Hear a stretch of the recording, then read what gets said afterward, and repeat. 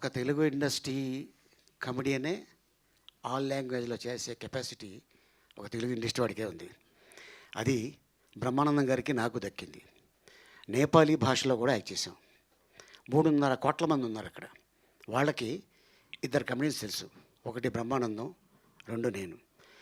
మేము అక్కడ రావేమో అనుకొని హోల్ యూనిట్ నేపాల్ నుంచి బయలుదేరి రామోజీ ఫిల్మ్ సిటీలో షూటింగ్ చేసాం. వాళ్ళ లాంగ్వేజ్ వేరు, బట్ వాళ్ళు మాకు ఆప్ హిందీ మే బోలో హమ్ డబ్బింగ్ కర్లేంగే అన్నారు. నిజంగా మేము చాలా అదృష్టవంతులం అనుకున్నాం. అండ్ అలాగే తెలుగు, తమిళ్, హిందీ, మలయాళం, కన్నడ, నేపాలీ, నెక్స్ట్ ఇంకా చాలా లాంగ్వేజ్లు ఉన్నాయి బ్యాలెన్స్, అవి కూడా యాక్ట్ చేస్తాం. నటుడికి ప్రాంతం లాంగ్వేజ్తో సంబంధం లేదు, వాళ్ళకి యాక్టర్ కావాలి, దట్స్ ఇట్. అది తెలుగు ఇండస్ట్రీలో ఉన్నారు. చాలా గొప్పగా చెప్పుకుంటా. తెలుగు ఇండస్ట్రీలోనే 22 మంది కమెడియన్స్ ఉన్నారు. మేమందరం ఒక అన్నదమ్ముల్లా ఉంటాం.